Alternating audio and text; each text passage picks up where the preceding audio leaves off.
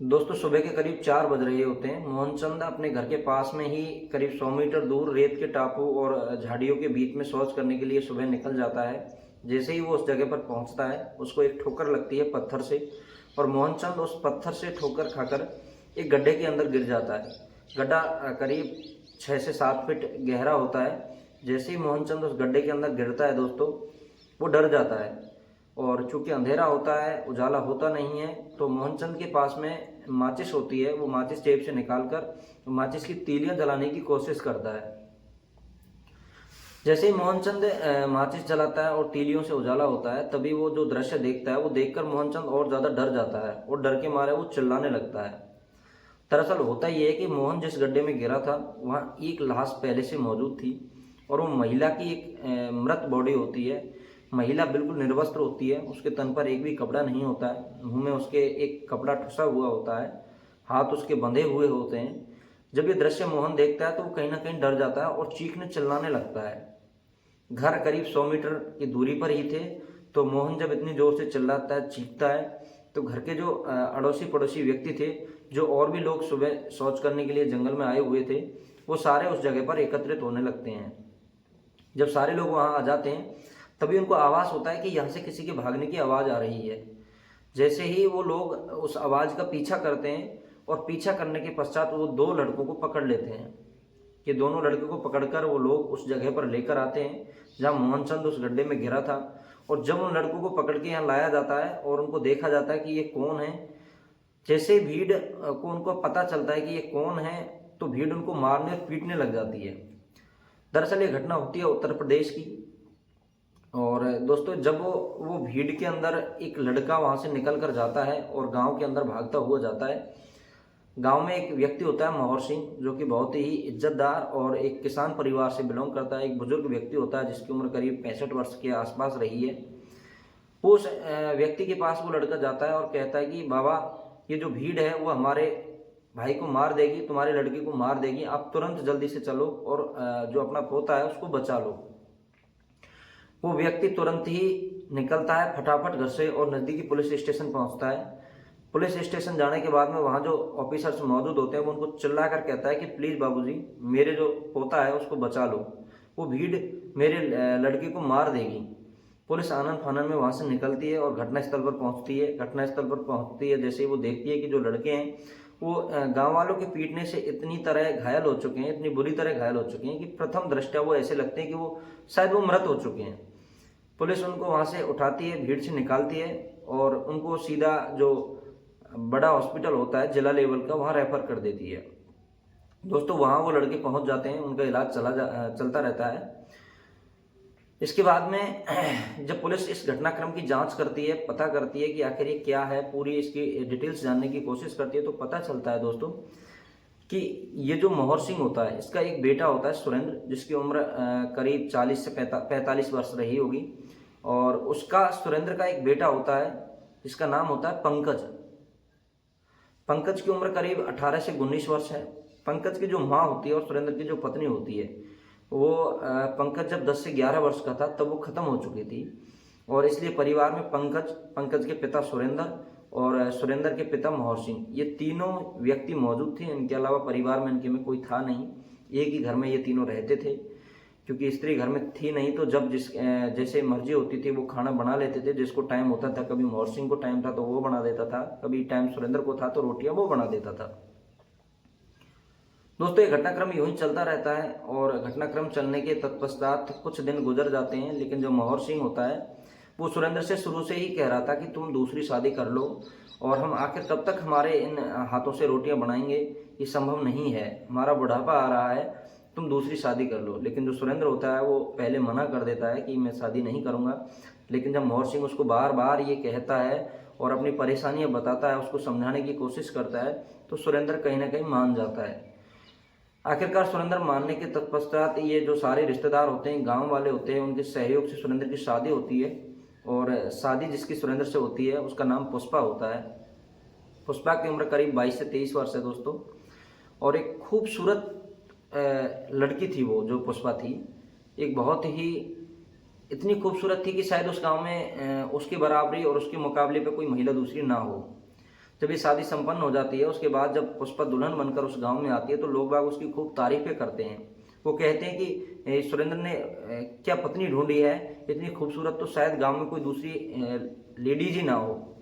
दोस्तों कुछ दिन ये घटनाक्रम के बाद में सब कुछ सामान्य चलता है, लेकिन जो सुरेंद्र होता है वो शुरू से ही पुष्पा से माँ का रिश्ता ना रख करके और वो पुष्पा को उसके नाम से बुलाता था, जैसे कि पुष्पा मुझे ये काम कर दो, पुष्पा मुझे रोटी दे दो। इस बात से जो मोहर सिंह था वो कहीं ना कहीं नाराज था।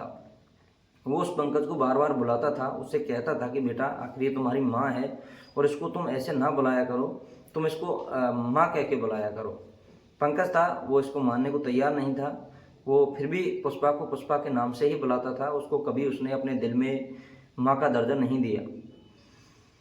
दोस्तों ये घटनाक्रम चलता रहता है, सारी बातें होती रहती हैं और धीरे धीरे जैसे जैसे समय गुजरता है, जो पंकज होता है उसके दिल में कहीं ना कहीं पुष्पा के प्रति एक माँ की ममता ना जाग करके और उसके प्रति कहीं ना कहीं उसके मन में एक हवस की भूख जागने लगती है और वो सोचता है कि पापा ने कितनी खूबसूरत बीवी पाई है और ये काश मेरी बीवी होती। दोस्तों ये घटनाक्रम यूं ही चलता रहता है। इसके बाद में जो पंकज होता है, पंकज का एक दोस्त होता है जिसका नाम उमेश होता है।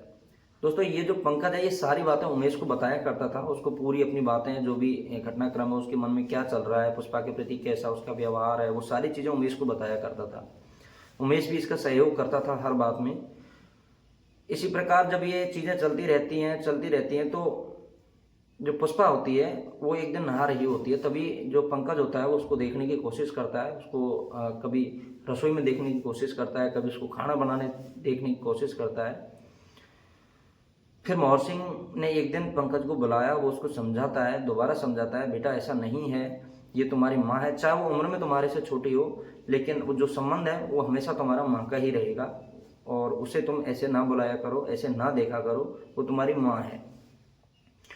पंकज कहता है ठीक है, आज के बाद बाबा साहब ऐसा नहीं होगा और बाबा से यूँ कह के, लेकिन जो पंकज के अंदर ही अंदर चल रहा है वो कुछ और ही होता है। एक दिन पुष्पा का हाथ वो रसोई में पंकज मौका पाकर पकड़ लेता है, जैसे ही वो पुष्पा का हाथ पकड़ता है पुष्पा को ये बहुत बुरा लगता है और पुष्पा इसकी शिकायत मोहर सिंह से कर देती है, पूरा घटनाक्रम बताती है। मोहर सिंह इससे चिढ़ जाता है और कहता है कि आज के बाद अगर ये चीज़ें दोबारा मेरे सामने आई तो मेरे से बुरा नहीं होगा। पंकज वहाँ से निकल जाता है दोस्तों और ये सारी घटनाक्रम उमेश को बता देता है। उमेश उसकी हेल्प करता है और वो ये योजना बनाते हैं। योजना ये बनाते हैं कि क्यों ना कुछ ऐसा किया जाए कि किसी को पता भी ना चले और हमारी जो हवस की भावना है वो भी शांत हो जाए। दोस्तों जो उमेश होता है वो बाजार से एक मेडिकल से एक दवाई लाता है और वो पंकज को देता है कि ये जो दवाई है ये बेहोशी की है, ये जब जिस दिन तुम्हारे पापा घर पे ना रहें और कोई जब तुम्हारे अड़ोसी पड़ोसी सारे लोग सो जाएं तो तुम किसी बहाने पुष्पा को ये खिला देना, चाहे दूध में, पानी में, खाने में, किसी में भी मिला के, और ये जो दवाई है ये पुष्पा के खाने में तुम मिलाकर उसको खिला देना। एक दिन ये दिन आ जाता है और जो सुरेंद्र होता है वो घर पर नहीं होता है। तभी घर में दूध रखा होता है, ये जो सारे लोग हैं ये दूध पीते थे, इनकी काफ़ी भैंसें होती हैं। उस दूध के अंदर जो पंकज होता है वो पत्ते में से निकालकर 10 के 10 गोलियां डाल देता है और वो दूध पुष्पा पी लेती है, मोहर सिंह पी लेता है। चूँकि सुरेंद्र उस दिन घर पर था नहीं तो ये जो लोग हैं मोहर सिंह और पुष्पा ये दोनों दूध पीकर और थोड़ी देर बाद ही बेहोशी की अवस्था में चले जाते हैं। पुष्पा अपने रूम में आकर सो जाती है और मोहर सिंह भी पड़ोस वाले रूम में सो जाता है। तभी पंकज आता है बाहर से और पुष्पा के नज़दीक आकर उसको आवाज़ देने लगता है। जब पुष्पा नहीं उसका जवाब देती है तो वो उसके हाथ को पकड़कर झंझोटने लगता है, लेकिन फिर भी पुष्पा कोई भी रिएक्शन नहीं देती है क्योंकि वो बेहोश हो चुकी थी। ये देखकर वो मन ही मन खुश होता है और हंसने लगता है। दोस्तों उसने दूध में ये गोलियां इसलिए मिलाई थी ताकि मोहर सिंह भी हो जाए और अगर लेट तक पापा कहीं से उसके आ भी जाएं तो वो भी दूध पियेंगे तो वो भी बेहोश हो जाएंगे, तो उसको कोई परेशानी ना हो। इसके बाद में जो उसका दोस्त होता है उमेश, वो कहता है कि अगर यहाँ हम कुछ ऐसा काम करेंगे तो पता लग सकता है, इसलिए इसको जो तुम्हारी पुष्पा है इसको उठा करके और पड़ोस के जंगल में लेके चलते हैं और वहाँ जो भी होगा हम कर लेंगे। पंकज जो पुष्पा होती है उसको उठाता है वहाँ से और वो दोनों मिलके एक करीब 200 मीटर दूर जंगल में लेकर उसको घर से जाते हैं। वहाँ जाने के बाद में वो चूँकि पुष्पा बेहोशी की अवस्था में होती है उसके सारे कपड़े निकाल देते हैं दोस्तों उसको बिल्कुल नग्न अवस्था में कर लेते हैं और उसके बाद में उसके साथ बारी बारी से रेप करते हैं, बलात्कार करते हैं। उमेश होता है वो भी इसमें शामिल होता है। एक बार ये करता है पंकज तो दूसरी बार रेप इसका उमेश करता है। इस प्रकार ये बदलती हुई अवस्था में पूरी रात इसके साथ बलात्कार करते हैं। कुछ समय बाद जब रात के करीब 1 से 2 बज रहे होंगे तो अचानक जो पुष्पा की आंखें हैं वो खुल जाती हैं दोस्तों, और पुष्पा की जैसे ही आंखें खुलती हैं वो चीखने चिल्लाने लगती है। तो तुरंत ही ये लोग आनन फानन में, क्योंकि वहाँ कपड़े पड़े हुए थे, पुष्पा को उन्होंने निर्वस्त्र कर रखा था, तो उसका एक कपड़ा उठाते हैं और उसके मुंह में ठूंस देते हैं।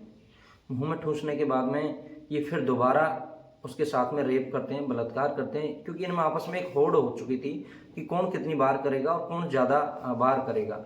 इस होड़ के चलते ये लगातार उसके साथ में गलत काम करते रहते हैं। पूरी रात गुजर जाती है दोस्तों, करीब 3 बज रहे होते हैं। तभी जो पुष्पा है वो एकदम बिल्कुल शांत अवस्था में थी, तो उमेश कहता है कि शायद पुष्पा की सांसें थम चुकी हैं, एक बार देखो, ये कोई भी प्रतिक्रिया नहीं दे रही है। वो लोग उसकी सांसें चेक करते हैं, तब तक पुष्पा मर चुकी थी दोस्तों, और उसके जो प्राइवेट पार्ट है उसे लगातार खून बह रहा था। ये जो अवस्था है इसको देखकर वो दोनों डर जाते हैं। वो कहने लगते हैं कि अगर इसका पता चल गया तो हमारे जो घर वाले हैं वो हमें मार देंगे। वो योजनाबद्ध तरीके से घर की तरफ जाते हैं और एक फावड़ा गेंती वहाँ से उठाकर लाते हैं, एक गड्ढा खोदते हैं और गड्ढे के अंदर दोस्तों वो उस पुष्पा को धकेल देते हैं। वो पुष्पा को धकेलने के बाद में उनको याद आता है कि जो पुष्पा के कपड़े हैं वो बाहर ही पड़े हुए हैं, अगर सुबह उनको कोई देखेगा तो कहीं ना कहीं शक हो जाएगा। तो उनको भी लेकर आकर इस गड्ढे में पटक करके ऊपर से माटी डाल देते हैं। दोस्तों वो पुष्पा को ढकेलकर उन कपड़ों को लेने ही गए थे, तब तक वो मोहनचंद शौच करने के लिए आ चुका था और वो उस गड्ढे के अंदर गिर चुका था। इस प्रकार ये कहानी पूरी पुलिस के सामने आती है, और जब ये पुलिस इसका खुलासा करती है, क्योंकि गांव वालों को कहीं ना कहीं ये शक तो था उसके ऊपर कि ये पुष्पा को मां नहीं मानता है, लेकिन इतना उनको नहीं पता था कि ये इतने गलत तरीके पर उतारू हो जाएगा और एक जो संबंध में उसकी मां ही लगती थी उसके साथ इतनी गंदी हरकत करेगा और इंसानियत को शर्मसार करेगा। इसके बाद में गांव में ये पूरी घटनाक्रम की जो जानकारी है वो फैल जाती है, अड़ोस पड़ोस के एरिया में इसकी चर्चाएं होने लगती हैं और लोग बातचीत करते हैं कि आखिर कैसे एक लड़के ने और एक माँ के रिश्ते को कलंकित कर दिया। इन दोनों को अभी भी पुलिस ने गिरफ्तार कर रखा है, वो अभी पुलिस कस्टडी में है, घर पर ताला लग चुका है। तो ये उस परिवार को बर्बाद करने की एक कहानी थी। एक हंसता खेलता परिवार यहाँ से तबाही की ओर चला गया, और पुष्पा जो कि इतनी अच्छी एक औरत के रूप में अपना घर चला रही थी कि इतनी परेशानियों के बावजूद, पंकज के इतने तंग बावजूद करने के, उसने कभी भी कोई ऐसा गलत कदम नहीं उठाया और इसकी शिकायतें लगातार वो मोहर सिंह और सुरेंद्र सिंह कर रही थी। लेकिन वो उस पोते को समझाना चाह रहे थे और समझाने ही समझाने में पंकज इस गलती तक उतारू हो गया और इसने ऐसा कृत्य कर दिया। पुष्पा के और सुरेंद्र में जो एज होता है उसमें काफ़ी अंतर होता है, फिर भी जो पुष्पा होती है वो अपने पति के साथ ही खुश रहती थी बजाय किसी नवयुवक या गैर मर्द के। उसने कभी भी इस पर आपत्ति नहीं जताई कि उसका जो पति है वो इतना एज्ड है और वो उसके साथ कुशलतापूर्वक जो जीवन का निर्वहन है वो नहीं कर सकती, इसकी उसने कभी आपत्ति नहीं जताई। उसने एक पति के रूप में उसको सर्वस्व माना सुरेंद्र को ही, और उसके साथ ही अपना जीवन जी रही थी। लेकिन जो पंकज है उसकी एक दृष्टि से वो उसको मां नहीं मानता था और उसकी जो खूबसूरती थी उस पर वो फिदा था। दोस्तों ये जो घटना है वाकई दिल को झकझोरने वाली है, और कैसी लगी आपको ये सच्ची घटना हमको ज़रूर बताएं, और इसी प्रकार की और घटना के लिए हमारे चैनल को सब्सक्राइब करें। धन्यवाद दोस्तों।